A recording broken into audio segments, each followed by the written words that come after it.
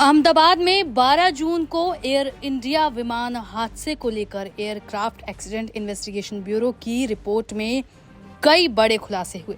इस रिपोर्ट में संदेह जताया गया है कि उड़ान के कुछ सेकंड बाद ही विमान के दोनों इंजन की फ्यूल सप्लाई बंद हो चुकी थी। एक पायलट ने दूसरे पायलट से पूछा भी था क्या उसने फ्यूल स्विच ऑफ किया है। वहीं दूसरे पायलट ने जवाब दिया मैंने बंद नहीं किया। पायलट की बातचीत ने इस मामले को और ज्यादा उलझा दिया है।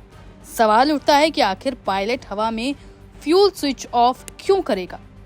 अगर पायलट ने ऐसा नहीं किया तो फ्यूल स्विच ऑफ कैसे हुआ? अहमदाबाद से लंदन जा रही एयर इंडिया की फ्लाइट में सवार 242 यात्रियों में से एक की जान बच पाई। जानकारों ने बताया है कि पायलट की बातचीत से कोई निष्कर्ष नहीं निकाला जा सकता। इस बात की जांच की जाएगी कि आखिर फ्यूल स्विच ऑफ कैसे हुआ।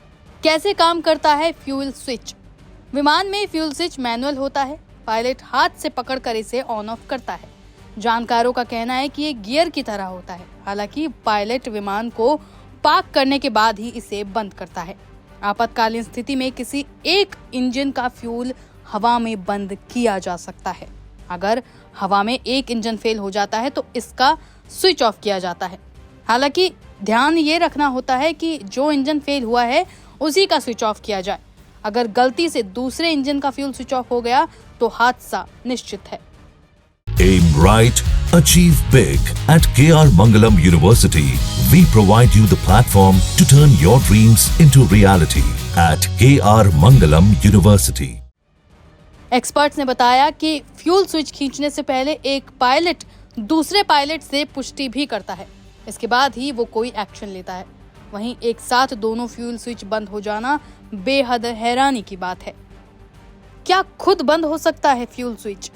साल 2021 में फेडरल एविएशन एडमिनिस्ट्रेशन यानी कि FAA और विमान इंजन बनाने वाली एक कंपनी ने कहा था कि प्लेन के MN4 यानी कि माइक्रो प्रोसेसर को समय पर बदल देना चाहिए। ये इंजन के इलेक्ट्रॉनिक कंट्रोल यूनिट में होता है। ये एक विशेष सर्किट बोर्ड से कनेक्ट होता है। उड़ान के वक्त इसका तापमान बदलता है। रिपोर्ट में कहा गया है कि अगर ये माइक्रो प्रोसेसर गड़बड़ होता है तो इंजन को सही जानकारी नहीं मिल पाती। ऐसे में इसे बदलने की जरूरत होती है।